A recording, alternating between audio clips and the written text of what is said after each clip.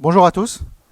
Bienvenue à cette session autour de l'AIOps.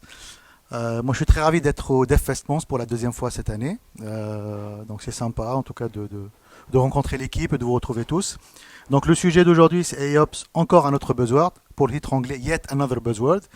Donc, vous allez comprendre pourquoi on dit ça. Donc, pour me présenter rapidement, donc, je m'appelle Saifeddin Mansri. Donc, je suis CTO Cloud chez Sphere. Société que je vais présenter juste après. Et je suis aussi GDE Cloud avec Google depuis 2 ans. Hop. Ça va marcher, oui, non. Hop. Donc, très rapidement, par rapport à ma société, donc on est présent en France et au Benelux, dans Bruxelles, pour la Belgique. On a plus de 850 consultants qui travaillent dans différentes expertises, le cloud, la data, software engineering, le mobile, ainsi de suite. Et donc, on a plus de 120 clients actifs. Et nos clients sont répartis un peu partout dans le monde, même en dehors des régions où on est implanté. Nos expertises sont au nombre de 3. Expertise plutôt historique, qui est avec Sphere, donc tout ce qui est construction des plateformes, développement principalement. On a la partie formation avec Sphere Institute. Donc on a pas mal de formateurs sur les différents cloud providers majeurs, mais d'autres aussi expertises. Et enfin, on a la partie consulting, c'est tout ce qui est accompagnement en termes de stratégie, développement de roadmap pour les entreprises. Donc ça, c'est vraiment une vision très rapide, sans vous prendre beaucoup de temps. Allez, on va rentrer dans le vif du sujet. Donc on va avoir une petite introduction, quelques use cases d'utilisation des AIOps, comment démarrer, les principaux composants, et enfin la partie tooling pour vous donner un peu aussi une idée sur comment aujourd'hui on peut utiliser au quotidien la partie IA dans la partie operations, et je vous ferai quelques démos. Et bien sûr, si vous avez des questions, on peut les laisser à la fin pour les prendre si on a un peu de temps. Allez, une petite introduction sur la partie AIOps. Qui a déjà utilisé ou entendu parler de DevOps par exemple? Je pense la plupart. FinOps, SecOps. Bon, il y a pas mal de termes, en tout cas XOps, moi ce que j'appelle XOps, qui pop-up un peu partout. Mais aujourd'hui, on va plutôt s'intéresser à cette partie AIOps, où on va rajouter le terme IA à la partie Operations. Bon, je pense qu'on va le faire de façon manuelle, ça sera plus simple. Alors, qu'est-ce que c'est qu'AIOps? Donc, c'est un terme qui est apparu pour la première fois en 2016, on va dire dans la littérature et même sur Internet, qui a été introduit par Gartner, qui publie, c'est une société, voilà, ou un organisme qui va publier quotidiennement ou périodiquement des rapports pour benchmarker des solutions du marché, pour les tester, pour les mettre un peu en évidence. Et donc, ce terme-là est apparu en 2016 dans l'un des rapports. Et tout simplement qui veut dire qu'on va introduire la partie machine learning dans le traitement des grosses volumétries de données en vue de pouvoir automatiser la partie IT operations, de pouvoir corréler des événements, détecter des anomalies. Et c'est des choses qu'on va voir un peu plus en détail dans la suite de cette présentation. Donc voilà, ça c'est un peu, on va dire, un peu la définition théorique de ce terme et comment il est apparu. Alors, maintenant, la question qui se pose, pourquoi on a besoin de l'IA dans la partie operations? Donc, si on revient un peu à la racine, parce qu'on a dit que c'était l'utilisation de l'IA pour les grosses volumétries de données, mais déjà, il faudra imaginer, quand on parle de volumétrie de données, mais combien de données on a aujourd'hui dans tous les data centers, tout confondus? Alors, il y a des études qui ont été faites, des estimations par IDC. Donc, j'ai mis quelques liens, on partagera les slides.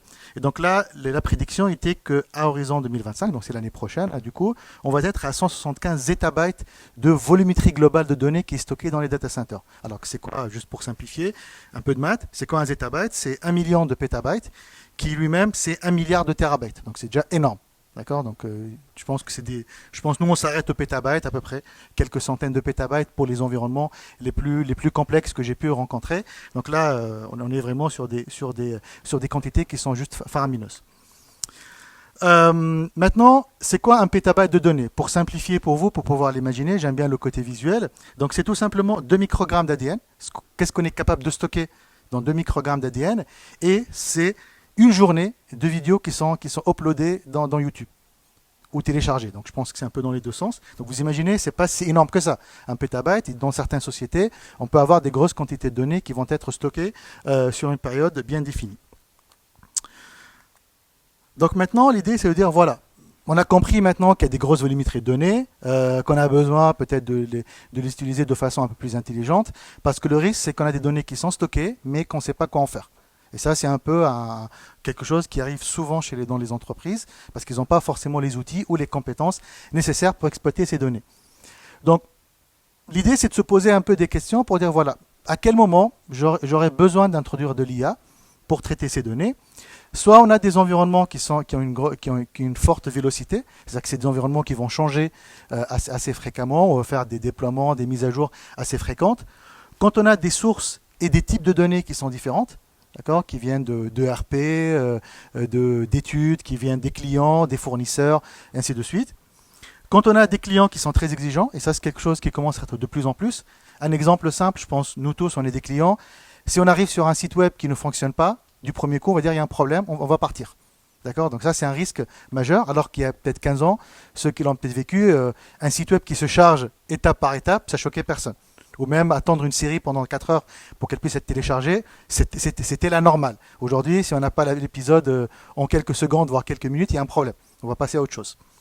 On a des environnements qui sont très complexes, et on a aussi des environnements dont les coûts vont exploser.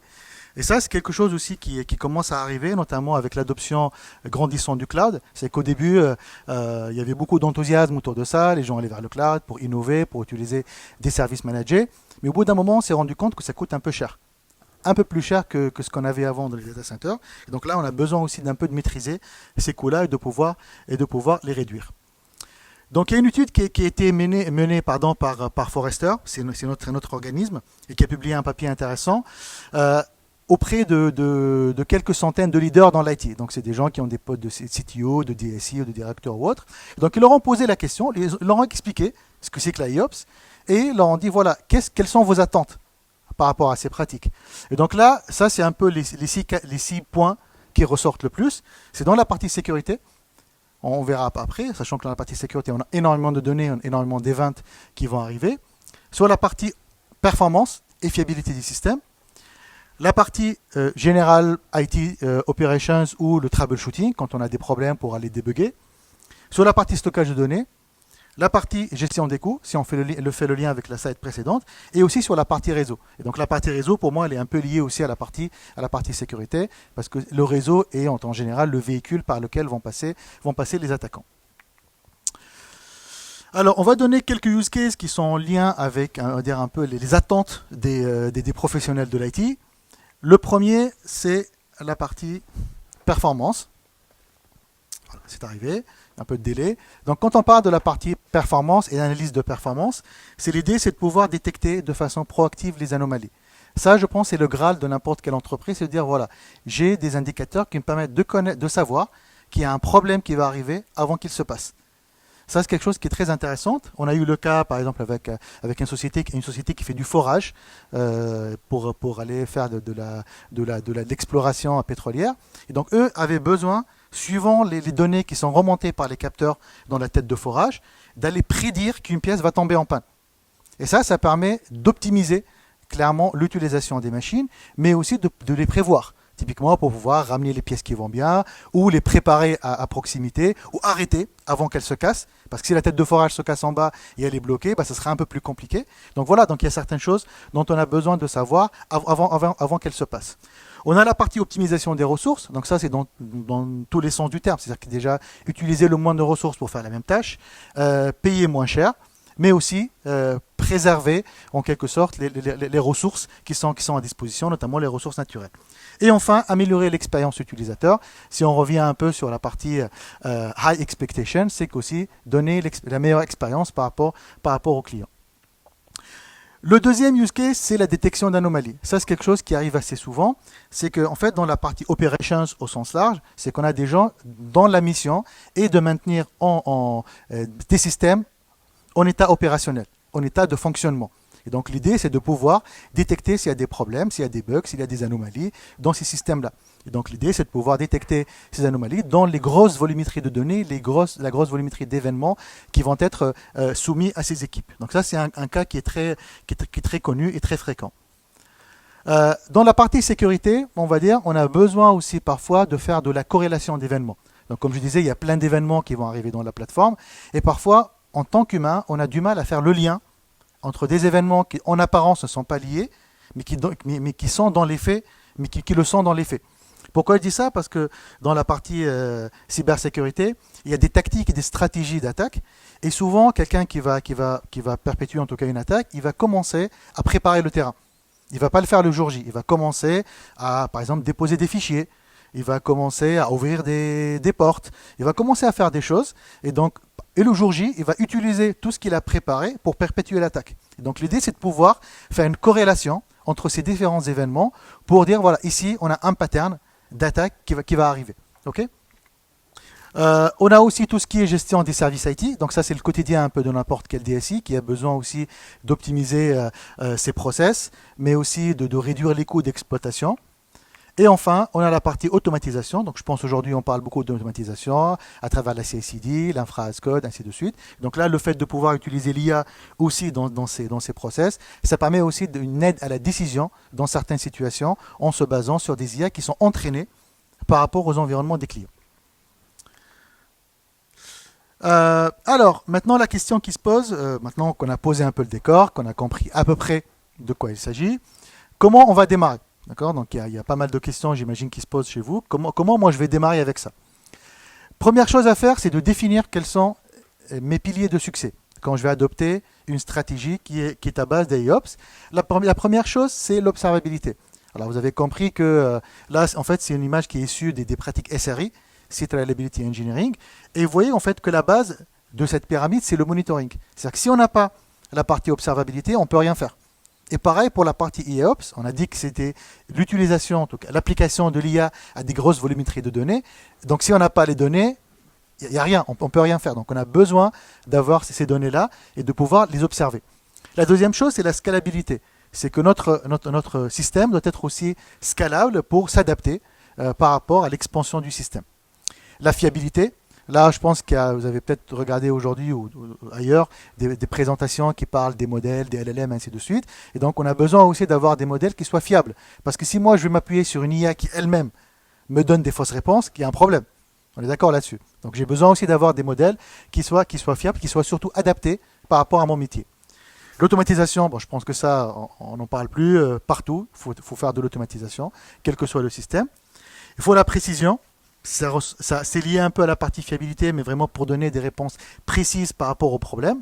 Et enfin, la partie explicabilité. C'est le fait d'être capable d'expliquer, en tant qu'humain, les résultats qui ont été donnés par l'IA. Il ne faut pas les appliquer, on va dire, un peu bêtement, parce que c'est l'IA qui les avait prédits. Il faut quand même pouvoir les comprendre, les interpréter et les appliquer par la suite. Il faut se poser aussi les bonnes questions. Alors, les bonnes questions, moi, j'ai regroupé 4 familles de questions. Donc, la première, c'est identifier déjà les problèmes. C'est écouter les signaux faibles. Souvent, en fait, on voit que le problème, quand il arrive, quand le système est en arrêt, mais il faut aussi pouvoir écouter les signaux faibles. La deuxième famille, c'est plutôt comprendre son environnement avant d'appliquer quoi que ce soit.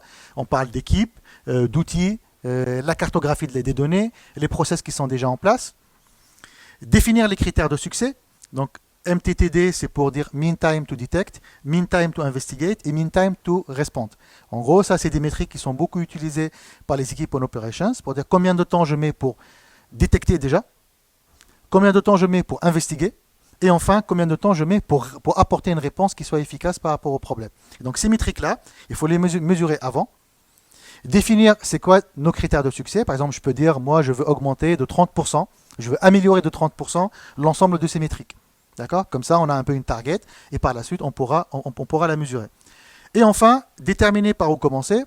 Souvent, comme n'importe quel exercice, il faut commencer petit, prendre une équipe, un échantillon, une application, un système, appliquer un peu les principes qu'on vient de voir. Et après, si c'est du succès, par rapport aux critères qu'on aurait définis, on pourra l'étendre vers d'autres équipes. Mais toujours, il faut commencer petit, il ne faut pas faire un big bang dans l'entreprise.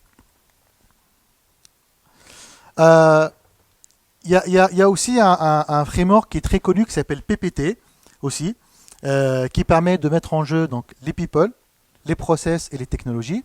En gros, si on croise les people et les process, on est plutôt sur la partie collaboration et sponsorship. Si on est sur le people et technologies, l'idée c'est de former les gens, c'est de les upskiller, c'est au moins les acculturer par rapport à ce qu'on est en train de faire. Entre technologie et process, on parle d'automatisation. Et vous voyez qu'au centre de tout ça, on a la donnée. La donnée, c'est vraiment au cœur de tout ce qu'on est en train de faire et c'est le patrimoine de l'entreprise. Alors, les composants principaux quand on parle de AIOps, et donc ça c'est pareil, c'est tiré du Gartner. Donc on a dans le life cycle, on a 3 étapes. Donc la première, c'est la partie observation. Donc on va ici observe, ça correspond un peu à l'un des piliers qu'on a vu précédemment, c'est de pouvoir collecter les données, pouvoir les analyser, avoir de l'historique, pouvoir les contextualiser et travailler la qualité de données qu'on va avoir en entrée. La deuxième étape, c'est engage. Et donc là, l'idée, c'est de pouvoir commencer à faire en fait du change management au niveau de l'entreprise, parce que si vous faites référence par rapport à la slide d'avant sur la partie people, si on n'a pas les personnes qui sont acculturées, qui sont engagées et qui sont sensibilisées par rapport à cet exercice, on ne pourra rien faire. Donc là, c'est tout est autour de tout ce qui est change management. Et enfin, on va passer à la dernière étape qui est la partie automatisation. On va act, c'est agir. Donc là, on va appliquer tout ce qu'on a pu déterminer, tout ce qu'on a pu concevoir, détecter, ainsi de suite, pour pouvoir l'automatiser à travers des scripts et des manifestes, voire des pipelines qui sont automatisés. Le tooling. Donc là, je pense pour l'instant, c'était encore abstrait. J'imagine bien. Pour l'instant, c'est vraiment la théorie. Vous expliquez un peu la genèse de tout ça, d'où ça vient, comment on peut commencer à s'intéresser au sujet. Donc là, on va parler concrètement. Et donc, si on parle de tooling, aujourd'hui, en fait, la plupart des entreprises veulent rajouter de l'IA à leur portefeuille. D'abord, vous allez trouver tout ce qui est ce qu'on appelle Independent Software Vendor, tout ce qui est ISV ou ISV. Donc là, la plupart de ces acteurs, que ce soit dans la sécurité, dans l'observabilité, dans le FinOps comme CastEye, dans la performance, ainsi de suite, ils ont tous aujourd'hui un module qui parle d'IA, voire d'IAOps. D'accord, ils l'ont rajouté parce que aujourd'hui, ça devient une nécessité et c'est une demande aussi croissante de la part des entreprises. Une autre façon de voir les choses, c'est les cloud providers. Donc sans surprise, c'est un peu les gros acteurs du marché aujourd'hui. Et donc les trois cloud providers majeurs aujourd'hui sont en train de mettre en place des choses pour incruster de l'IA un peu partout. D'accord, dans la plupart de leurs produits. Et si on fait un focus sur un sous-ensemble, on va dire, des produits qui sont concernés, on a ce qu'on appelle les AI Assistant, Personal Assistant. Donc là, on va trouver du Copilot côté Microsoft, Amazon Q, Whisperer côté Amazon, et côté Google, on a la famille Gemini qu'on va retrouver un peu partout, que ce soit dans Google Cloud, dans Workspace, dans les DE Managed Workstation, ou même dans la partie sécurité. Donc là, on voit qu'il y a quelques fonctionnalités qui commencent à être disséminées un peu partout. Vous avez aussi la possibilité de builder votre propre solution, bien évidemment. Il y a des solutions sur étagère, soit à travers les partenaires, soit à travers les cloud providers, mais vous avez aussi la possibilité de le faire vous-même. Il y a des sociétés qui ont leur propre modèle, qu'ils ont développé, qui correspondent exactement à leur use case, donc ils peuvent appliquer par rapport à leurs données. Mais c'est clair que c'est quelque chose qui nécessite beaucoup d'efforts, c'est complexe, il faut avoir les bonnes personnes, les bonnes compétences, les bons outils pour le faire. Et donc, d'où mon conseil, avant de passer à une petite démo, c'est ne faites pas de l'IOPS pour faire de l'IOPS. Et ça, c'est un conseil qu'on peut appliquer à n'importe quel domaine.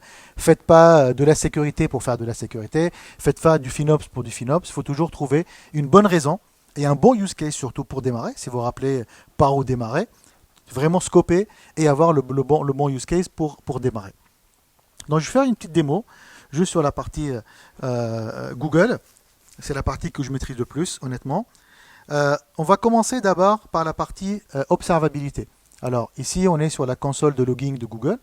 Tout le monde connaît Google Cloud ou pas? Vous avez déjà vu ça ou pas? Non? Pas tout le monde?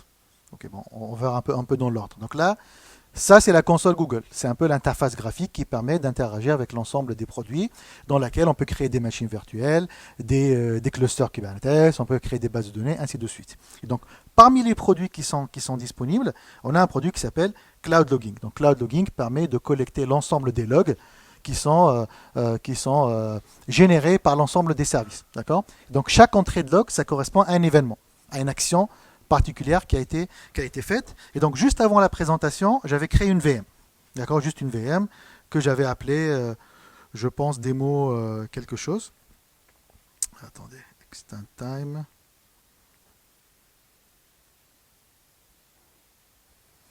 Voilà, donc ça, une machine que j'ai appelée démo Defestments. Bon, je vais augmenter la taille. Je sais pas, c'est lisible, ça va? Et donc, parmi les petites fonctionnalités qui ont été introduites, donc déjà, si vous regardez de base une entrée de log, vous allez vous rendre compte en fait qu'elle est un peu illisible. C'est du JSON. Donc, pour un humain, il faut vraiment aller ouvrir un peu tous les champs. Typiquement ici, on va expander. Donc, parfois, il faut passer un peu de temps pour comprendre de quoi il s'agit. Et donc aujourd'hui, en fait, il y a une fonctionnalité qui est rajoutée qui fait explain this log entry. Donc là, moi, même si je ne connais pas, je ne comprends pas ce que c'est que cette entrée de log, je peux appuyer sur ce bouton et donc automatiquement, on va me générer un peu, en fait, une sorte de résumé que vous voyez ici. Donc dit voilà, ça correspond en fait à un health check. Donc c'est un test de vie, on va dire, pour une machine virtuelle que j'avais créée, qui crée là-bas. Et donc ils disent voilà, cette log d'entrée en fait, ne correspond pas en fait à un risque potentiel. Donc là déjà c'est déjà rassurant. Donc moi j'ai déjà un résumé par rapport à cette entrée de log.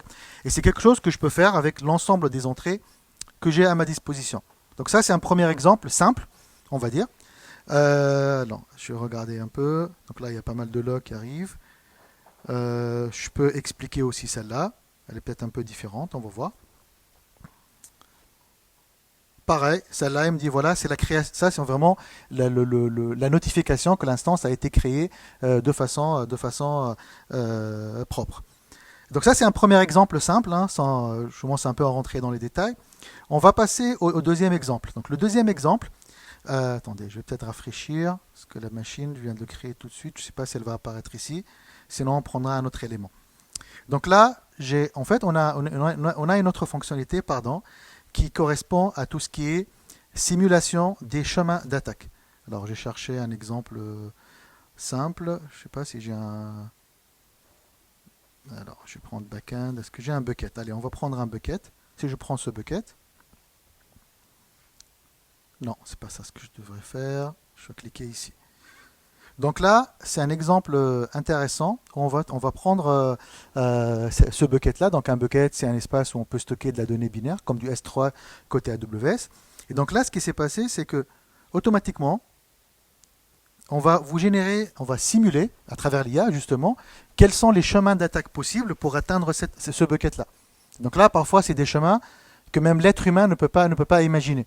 C'est-à-dire qu'on va passer beaucoup de temps, on peut le faire, mais on va passer énormément de temps pour essayer d'imaginer techniquement comment on peut le faire, surtout si on n'est pas expert. Et donc là, vous dites, voilà, si vous passez par cette clé de compte de service qui correspond à celui-là, qui vous donne ces trois droits-là, le create, le delete, le get, je peux accéder à ce bucket. Il va vous-même vous donner plusieurs chemins possibles. C'est que, typiquement, ici, vous avez attack path, on a typiquement un deuxième chemin ici. C'est le fait de passer par un autre utilisateur que moi je détiens. Ou même, directement passer au bucket, parce qu'a priori, le bucket, il est ouvert. Donc ça, c'est un exemple avec la partie bucket, mais j'essaie de trouver une instance. Compute Engine. Allez, si on prend celui-là. Tac. Donc là, on va trouver d'autres types, d'autres chemins. Comme ici, par exemple, il vous donne même plusieurs scénarios. Donc si je passe par cette règle de firewall ou si je passe par ce compte de service, je suis capable, avec le compte de firewall, je peux directement accéder à l'instance. Par contre, si je passe par le compte de service, donc là, il faudra passer par une instance qui elle-même utilise le compte de service pour pouvoir accéder à l'autre machine.